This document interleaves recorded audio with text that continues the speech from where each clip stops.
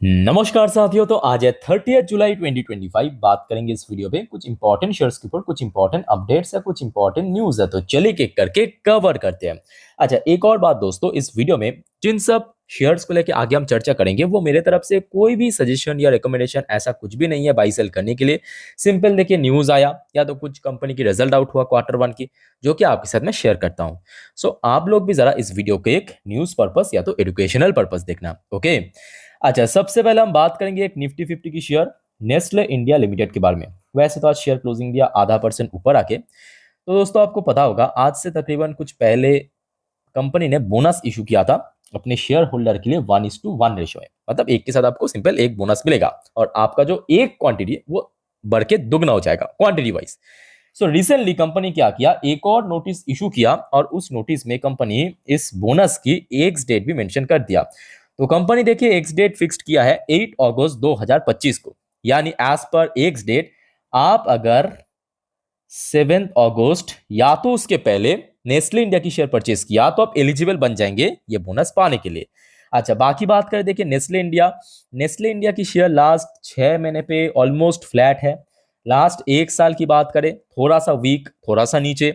Last 5 साल की बात करें एज सच कोई आपको बहुत बड़ा जंप या ग्रोथ देखने को नहीं मिलेगा। देखिए ये चीज ना मैं कहूंगा एफएमसी सेक्टर की एक दिक्कत है। आप उठा के देख लीजिए एचयूएल, आप उठा के देख लीजिए नेस्ले को, ब्रिटानिया को आप देखिए, ऐसा कोई रिटर्न उतना बढ़िया आपको देखने को नहीं मिलेगा। हाँ, कुछ शेयर्स जो है आपको डिविडेंड अच्छा पे करता है, कभी कभी बोनस, कभी कभी स्प्लिट, वो चल जाता है। ठीक है, सो कल इसके ऊपर भी नजर रखना। अच्छा, आगे बढ़ते हैं। आज देखिए बहुत सारे कंपनी की रिजल्ट आउट हुआ है, ऑलरेडी मैं लास्ट 2 वीडियो में कवर कर चुका हूँ। अगर आपने नहीं देखा प्लीज चेकआउट करके आना। तो अभी हम बात करेंगे केपीआई टेक्नोलॉजी के रिजल्ट के बारे में। अच्छा, शेयर हमने देखा ऑलमोस्ट आज 70% टाइम थोड़ा स्ट्रगल फेज में ही चल रहा था, कभी पॉजिटिव कभी नेगेटिव। बट उसके बाद देखिए जैसे ही कंपनी के रिजल्ट आउट हुआ सीधा सीधा ऊपर स्पाइक कर गया, 3.5% ऊपर आके क्लोजिंग दिया। क्या सच में कंपनी का रिजल्ट इतना बढ़िया रहा कि 3.5% एकदम ऊपर पहुंच गया? आइए देख लेते हैं। देखिए यहाँ पे आपके सामने मैं बहुत सारे क्वार्टरली रिजल्ट ओपन किया। बेसिकली हम ईयर ऑन ईयर साथ में क्वार्टर ऑन क्वार्टर को कंपेयर करेंगे। देखिए जून 2024 मतलब लास्ट ईयर पे कंपनी की टोटल इनकम था 1365 करोड़। जून 2025 मतलब करेंट क्वार्टर 1 पे कंपनी की इनकम बढ़ के 1539 करोड़ हो गया। चलो बढ़िया। अच्छा, लास्ट क्वार्टर में आ जाइए, Q4 में कंपनी की इनकम था 1528 करोड़। तो मतलब जहां पे ईयर ऑन ईयर बेसिस पे कंपनी एक बहुत ही हेल्थी ग्रोथ रखा। Unfortunately quarter on quarter base पे एज सच कोई बहुत बड़ा ग्रोथ दिखा नहीं पाया, एक बहुत ही मिनिमम या बोल सकते हो एकदम म्यूटेड ग्रोथ हमें देखने को मिला। अच्छा, उसके साथ साथ कंपनी की मार्जिन भी काफी गिर गया, ये बात भी सही है। और काफी मतलब बहुत ज्यादा गिर गया। मतलब इसके पहले अगर आप देखेंगे 2 साल पहले कंपनी की मार्जिन इस लेवल पे था 18-19% की रेंज में, बीच में तो 20% के नीचे नहीं था। अभी आप देखिए 19% से वापस आ चुका है 19%, जो कि क्वार्टरली बेसिस पे भी गिरावट हुआ, ईयरली बेसिस पे भी गिरावट हुआ। और ये कहने ना कहीं एक बहुत बड़ी वजह है कि कंपनी की नेट प्रॉफिट जो है, देखिए 172 करोड़, ओनली 172 करोड़ की दोस्तों नेट प्रॉफिट जनरेट किया, जो कि क्वार्टरली बेसिस पे भी ड्रॉप हुआ, ईयरली बेसिस पे भी ड्रॉप हुआ। क्लियर हो चुका ना कि क्यों मार्जिन इतने इंपॉर्टेंट है। अक्सर आपने सुना होगा, मैं हमेशा आपको कहता हूँ कि देखिए कोई भी कंपनी, देखिए फर्स्ट प्रायोरिटी तो इनकम होना चाहिए, इनकम तो बढ़ना चाहिए, और उसके साथ साथ अपने एक्सपेंसेस को कंट्रोल भी करना चाहिए ताकि मार्जिन ब्रॉड हो सके। क्योंकि मार्जिन जितना बढ़ेगा उतना ही आपको बैलेंस शीट में प्रॉफिट दिखेगा। ठीक है, तो आप देख सकते हो प्रॉफिट एकदम गिर गया। सो यहाँ पे एक बहुत ही बड़ा कंफ्यूजन है। कंफ्यूजन ये है कि सर रिजल्ट तो बहुत ही खराब रहा, और मैं भी कहूंगा रिजल्ट बहुत खराब है। उसके बावजूद क्या वजह है कि तकरीबन जब रिजल्ट आउट हुआ 2:10-15 पे शेयर स्पाइक किया? देखिए उसके पीछे रीजन क्या है कि कंपनी ना उस सेम बैलेंस शीट में, मतलब जिस बैलेंस शीट में Q1 की रिजल्ट प्रेजेंट किया था बाजार के लिए, उस बैलेंस शीट में कंपनी कुछ एस्टिमेट पे दिया था, मतलब इस साल की सेकेंड हाफ के लिए। देखिए KPIT Q1 result, stock surge 5% after management से large deal win will add revenue growth. तो मैनेजमेंट की तरफ से साथ में ये भी मेंशन कर दिया इस साल सेकेंड हाफ में, सेकेंड हाफ मतलब वही Q2 और Q3 में कंपनी को दोस्तों कुछ बड़े डील मिल सकता है। और उस चीज को कहीं ना कहीं बाजार बहुत ही अच्छे से एक्सेप्ट किया है, और परिणाम आपके सामने देखने को मिला, 3.5% तेजी। जहाँ पे शुरू शुरू में एकदम स्ट्रगल कर रहा था। ठीक है, सो केपीआईटी के ऊपर भी कल नजर रखना। अब देखिए कल बाजार की सेंटिमेंट मुझे नहीं लगता बहुत बढ़िया हो सकता है, बिकॉज आप समझ सकते हो ऑलरेडी मैं लास्ट 2 वीडियो में अपडेट दे चुका हूँ। सो कल केपीआईटी के ऊपर नजर रखना। अच्छा आगे बढ़ते हैं। एचएल यानी हिंदुस्तान एरोनॉटिक्स लिमिटेड, काफी दिनों बाद इसको कवर कर रहा हूँ। वैसे तो आज शेयर पॉजिटिव में क्लोजिंग दी। अच्छी बात यह है कि 4,500 के ऊपर ही क्लोजिंग हुआ है। अच्छा न्यूज क्या है दोस्तों, आज एचएल की एजीएम था। एजीएम मतलब एनुअल जनरल मीटिंग था। सो उस एजीएम में दोस्तों आपको पता होगा आज से तकरीबन कुछ महीने पहले की बात है, कंपनी ने अपने रिजल्ट के साथ साथ फाइनल डिविडेंड की इशू किया था शेयर होल्डर के लिए 15 रुपए, याद कीजिए। सो उस टाइम पे ना इस फाइनल डिविडेंड की कोई भी रिकॉर्ड डेट या एक्स डेट कंपनी मेंशन नहीं किया था उस बैलेंस शीट में। सो कंपनी आज की डेट में मतलब जब एजीएम था उस डिविडेंड की एक्स डेट बता दिया मार्केट को कि सर ये है एक्स डेट। ठीक है, सो 15 रुपए डिविडेंड, फाइनल डिविडेंड, जिसका एक्स डेट कंपनी फिक्स्ड किया है 21 अगस्त 2025 को। तो मतलब एज पर एक्स डेट आप अगर 20 अगस्त, याद रखना,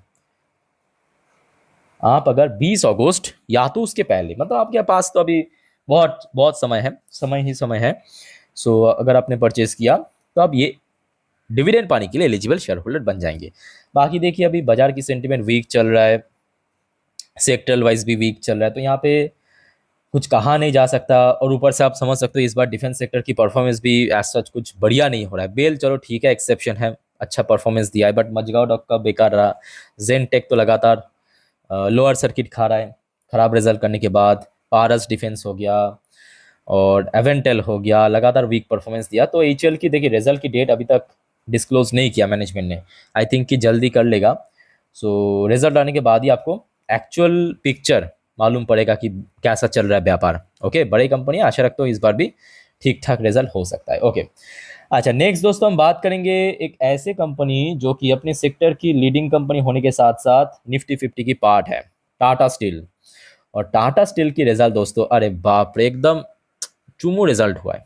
सीरियसली कह रहा हूँ, आप देखिए पहले रिजल्ट कैसा हुआ है। ये देखिए जून 2024, एक साल पहले पहुंच जाइए। कंपनी की टोटल इनकम था 54,771 करोड़ रुपए। करेंट क्वार्टर जून 2025 क्वार्टर वन पे कंपनी की इनकम गिरा 53,178 करोड़ रुपए। ये तो बस ट्रेलर है, अभी पिक्चर बाकी है, पिक्चर अभी बाकी है, देखते जाइए। लास्ट क्वार्टर फोर में कंपनी की इनकम था 56,218 करोड़। तो मतलब ईयर ऑन ईयर बेसिस पे भी गिरा, क्वार्टर ऑन क्वार्टर बेसिस पे भी गिरा। तो इनकम देखने के बाद शायद आपको लग सकता है कि सर रिजल्ट तो खराब होने का ही उम्मीद है, तो आप गलत हो सर।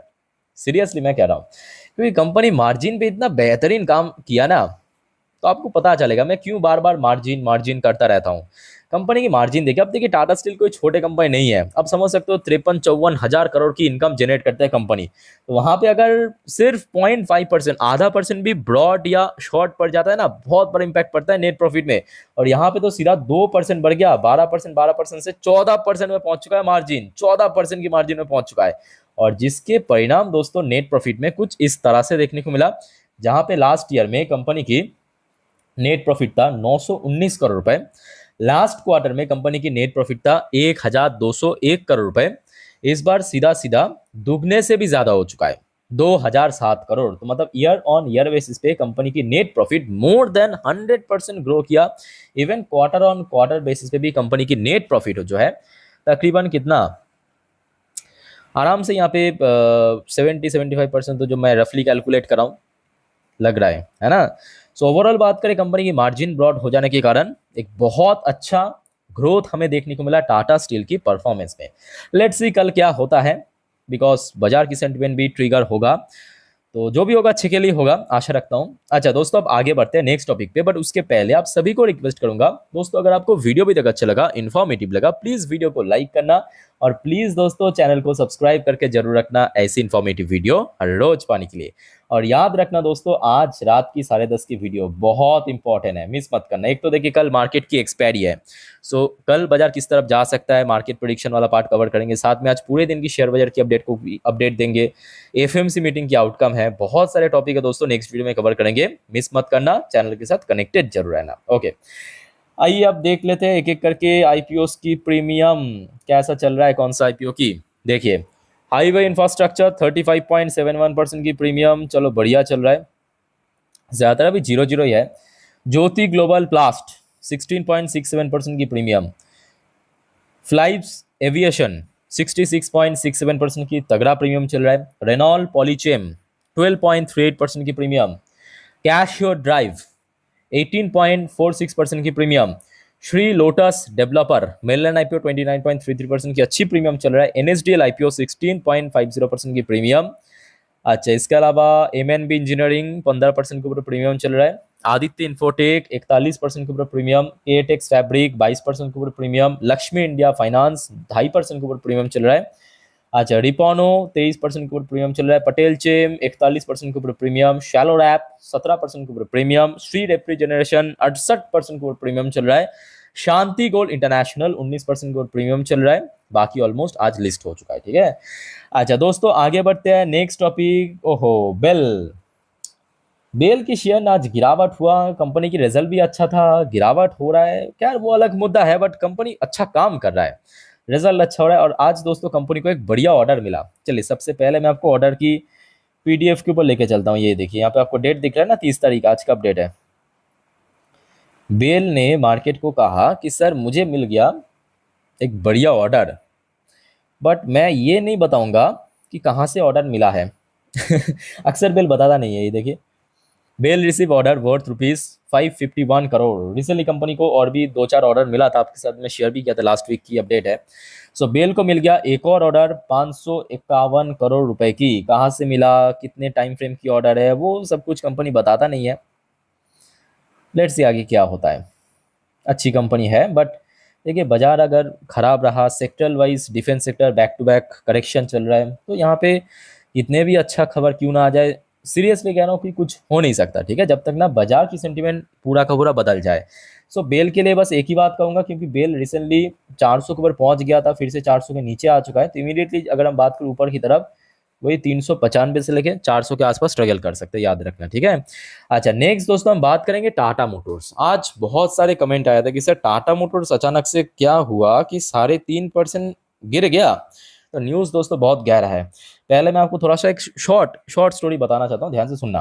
देखिए, टाटा मोटर्स डोमेस्टिक मार्केट में जो व्यापार करता है वो है इसकी मेन कंपनी, मतलब मेन जो व्यापार है, याद रखना, टाटा मोटर्स जो भारत में व्यापार करते हैं वो उसका मेन व्यापार है। मतलब जो चाहे कमर्शियल व्हीकल्स की बात करें, पैसेंजर व्हीकल्स की बात करें, इलेक्ट्रिक व्हीकल्स की बात करें, पर उसके अलावा टाटा मोटर्स की एक और सब्सिडरी भी है। सब्सिडरी है दोस्तों जेएलआर। पता होगा आपको, जैगुआर एंड लैंड रोवर, जो कि सालों पहले जब हमारे सर रतन टाटा जी चेयरमैन थे टाटा मोटर्स की, तब उसको परचेज किया था जेएलआर को। उसके बाद से लगातार अभी वो टाटा मोटर्स की पार्टी है ना, बैलेंस शीट में भी इसकी परफॉर्मेंस शो होता है। सो टाटा मोटर्स में निर्णय लिया है कि क्यों ना हम दूसरे एक और कंपनी को खरीदेंगे, और ये बात एक्चुअली बाजार को पसंद नहीं आया। कैसे, मैं आपको समझाता हूँ। ये देखिए, Tata motors slide over 4% as stock emerge on potential $4.5 billion Iveco deal. Company का नाम है इवैको। $4.5 बिलियन की दोस्तों ये डील है, मतलब कोई छोटा मोटा डील नहीं है। तकरीबन मान लीजिए कितना होगा, 40,000 करोड़ के आसपास, अप्रोक्सीमेटली मैं बात कर रहा हूँ। 40,000 करोड़ की दोस्तों डील होने जा रहा है। तो आप समझ सकते हो ना, मतलब ये जो डील होगा, अगर हो गया कंफर्म, तो वो जेलर से भी बड़ा डील होगा। क्योंकि जेलर को जब खरीदा था टाटा मोटर्स ने, उतना भी मतलब बड़ा डील नहीं हुआ था। तो ये अभी के हिसाब से सबसे बड़ा डील होने जा रहा है टाटा ग्रुप की, ये देखिए। और ये चीज़ बाजार को एक्चुअली पसंद नहीं आया। देखिए, after report emerged that the Indian auto major, मतलब Tata motors is an advance stock, advance level पे ये बातचीत पहुंच चुका है, ठीक है, to acquire the truck division. ये जो इवाको ग्रुप है, इसकी जो ट्रक डिवीजन व्यापार है, ट्रक डिवीजन की जो व्यापार है, इटालियन कंपनी, इसको खरीदना चाहते हैं लगभग $4.5 बिलियन के थ्रू। लेट्स सी आगे क्या होता है कि खरीद लेता है या नहीं लेता है। तो जो भी होगा टाइम टू टाइम अपडेट मैं आपको दे दूंगा, और इस वजह से आज बाजार में मतलब टाटा मोटर्स की शेयर में गिरावट देखने को मिला। ओके। अच्छा, नेक्स्ट दोस्तों, आज पीएनबी, पंजाब नेशनल बैंक, जो कि बैंक निफ्टी की एक पार्ट है, इसका भी आज रिजल्ट आउट हुआ। पंजाब नेशनल बैंक की रिजल्ट कैसा हुआ देख लीजिए। देखिए, जून 2024, मतलब एक साल पहले, बैंक की टोटल इनकम था 28,556 करोड़ रुपए। लास्ट क्वार्टर फोर में बैंक की जो टोटल इनकम था 31,989 करोड़ रुपए। करेंट क्वार्टर में कंपनी की इनकम 31,964 करोड़। तो मतलब एक तरफ जहाँ पे ईयरली बेसिस पे अच्छा ग्रो किया, बट क्वार्टरली बेसिस पे फ्लैट रहा, कोई बहुत बड़ा में चेंजेस देखने को नहीं मिला। बाकी बात करें देखिए बैंक की जो फाइनेंशियल मार्जिन है ईयरली बेसिस पे 1% गिरा है और क्वार्टर ऑन क्वार्टर बेसिस पे सेम रहा, तो इसमें कोई बहुत बड़ा चेंजेस नहीं हुआ। बट यहाँ पे दोस्तों सबसे बड़ा गैप क्रिएट कहाँ पे हुआ है मालूम है? सरकार खुद किया है, सरकारी कंपनी, सरकारी बैंक है, सरकार खुद किया है। मतलब प्रॉफिट बिफोर टैक्स अगर आप देखेंगे ना, प्रॉफिट बिफोर टैक्स, टैक्स भरने से पहले, सरकार को टैक्स देने से पहले प्रॉफिट बिफोर टैक्स आपको कितना दिख रहा है? 6,758 करोड़, जो कि आपको साफ साफ दिख रहा है। क्वार्टरली बेसिस पे भी इंक्रीज हुआ, ईयरली बेसिस पे भी आपको दिख रहा है ना इंक्रीज हुआ। बट बात यह है कि इस बार सरकार ने हद से ज्यादा टैक्स लिया है पीएनबी से, मतलब पीएनबी ने टैक्स दिया है हद से ज्यादा, 75% टैक्स दिया, 75%। जस्ट इमेजिन कीजिए, लास्ट क्वार्टर में दिया था 29%, लास्ट क्वार्टर में मतलब लास्ट ईयर में दिया था 38%। और अल्टीमेटली जिस वजह से जो नेट प्रॉफिट है एकदम खत्म हो चुका है, ऑलमोस्ट 50% की गिरावट हुआ, 1,675 करोड़ की नेट प्रॉफिट जनरेट किया। क्वार्टरली बेसिस पे भी ड्रॉप हुआ, ईयरली बेसिस पे भी ड्रॉप हुआ। तो दोस्तों इस बारे में आपका क्या ओपिनियन है, कमेंट करके बताइए। अच्छा, उसके साथ साथ देखिए एक अच्छी बात ये भी है कि देखिए कोई भी बैंकिंग सेक्टर के लिए अपना जो एनपीए की परसेंटेज जितना मिनिमम रहेगा, जितना कम रहेगा, उतना ही अच्छा है, पता होगा आपको। सो ग्रॉस एनपीए में बहुत अच्छा ड्रॉप हुआ, 3.78% में पहुंच चुका है, जो कि ईयरली बेसिस पे भी कम हुआ, इवन क्वार्टरली बेसिस पे भी कम हुआ। नेट एनपीए भी कम होते होते 0.38% में पहुंच चुका है, जो कि क्वार्टरली बेसिस पे भी ड्रॉप हुआ, ईयरली बेसिस पे भी ड्रॉप हुआ। यानी ओवरऑल बात करें परफॉर्मेंस, बेसिकली देखिए मैं कहूँगा टैक्सेशन की वजह से एक्चुअली थोड़ा बहुत खराब हुआ, अदरवाइज ठीक ठाक टाइप का परफॉर्मेंस हुआ है, ठीक है। अच्छा दोस्तों याद रखना, कल यानी 31 जुलाई बहुत सारे कंपनीज एंड बैंक्स की रिजल्ट आउट होगा। कुछ एग्जांपल मैं आपको दे देता हूँ, जैसे कि वेदांता हो गया, कोल इंडिया हो गया, सब बड़े बड़े कंपनी, आईशर मोटर हो गया, ये सब निफ्टी फिफ्टी की पार्ट भी है।